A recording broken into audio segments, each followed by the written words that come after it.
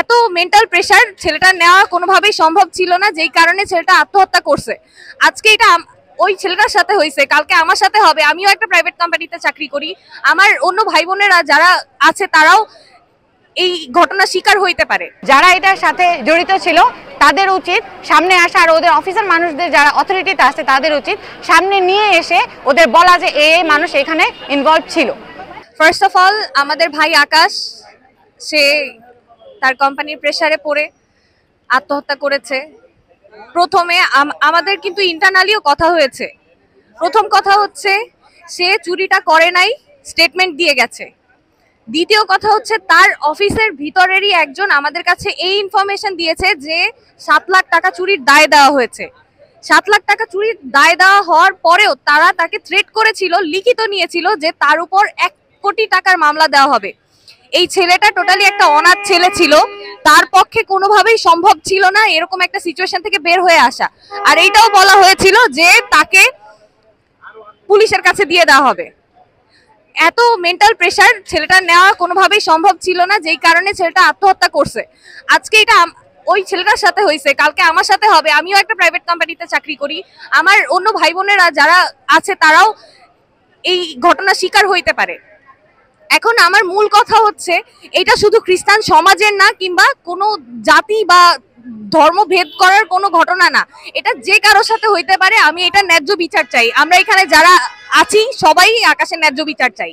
ওর office থেকে ওকে humiliate করা হয়, যেদিন হচ্ছে ও সুইসাইড করে তার আগের দিন ওকে হিউমিলিয়েশনের পরে ওর কাছ থেকে ওর ফোন আর মানি ব্যাগ নিয়ে যাওয়া হয়, যার কারণে ও কোনো কন্ট্যাক্টও করতে পারে নাই কারোর সাথে। আর ওকে যে হিউমিলিয়েশনটা করা হয়েছে এটাও পরে নিতে পারে নাই। এখন হিউমিলেট করার সাথে ওর কি গায়েও হাত ওঠানো হয়েছে নাকি এটা আসলে আমরা কেউই জানি না, এটা ওই জানে। ওর চিঠিতেই লিখে গেছে যে ও আসলে এরকম কোনো কাজই করে নাই, কিছুই করে নাই।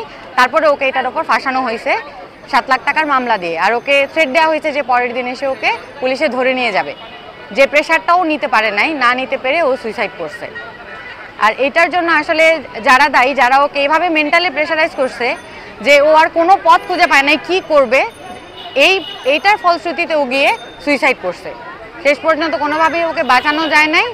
আর এরপরে ওদের এই অফিস থেকে ওদের কোনো ইনিশিয়েটিভ নাই যে ভুলটা হয়ে গেছে, এটার ওপর কোনো ইনিশিয়েটিভ তারা নেয় নাই। এখন হয়তো তারা বলতেছে বা এখন ব্যানার নিয়ে বের হয়েছে যে হ্যাঁ আমরা খুব এটার এগেনস্টে ছিলাম, এরকম কিছুই না। যদি এরকম হইতো তাহলে অবশ্যই পরিবারের কারোর সাথে তাদের কথা বলা দরকার ছিল, যদি তাদের কোনো ভুল না থেকে থাকে। অফিসের মানুষ যারা আছে বা এখানে যারা অথরিটিতে আছে তাদের এতটুকু রেসপন্সিবল হওয়া উচিত ছিল যে একটা ভুল যেহেতু হয়ে গেছে, ওনাদের ভুলের কারণে যেহেতু এটা হয়েছে এটার এগেনস্টে কিছু বলা। ওনারা কিছু বলে নাই। যখন আমরা এখানে আসছি তখন তাদের মনে হয়েছে যে আচ্ছা হ্যাঁ ঠিক আছে, আমাদের তো কিছু বলা উচিত। যদি এটা আসলেও তারা মন থেকে ফিল করতো যে হ্যাঁ আমাদের একটা ভুল হয়েছে বা ভুল হয়ে গেছে, একটা মানুষ মারা গেছে, অ্যাটলিস্ট তারা ফ্যামিলি মেম্বার কারোর সাথে কোনো কথা বলতে পারতো। তারা ওইটার কিছুই করে নাই। এখন এখানে সবাইকে দেখার পরে তাদের মনে হয়েছে যে আচ্ছা হ্যাঁ একটা ভুল হয়ে গেছে, এটার এগেনস্টে আমাদের কিছু করা উচিত। যারা এটার সাথে জড়িত ছিল তাদের উচিত সামনে আসা, আর ওদের অফিসার মানুষদের যারা অথরিটিতে আছে তাদের উচিত সামনে নিয়ে এসে ওদের বলা যে এই মানুষ এখানে ইনভলভ ছিল।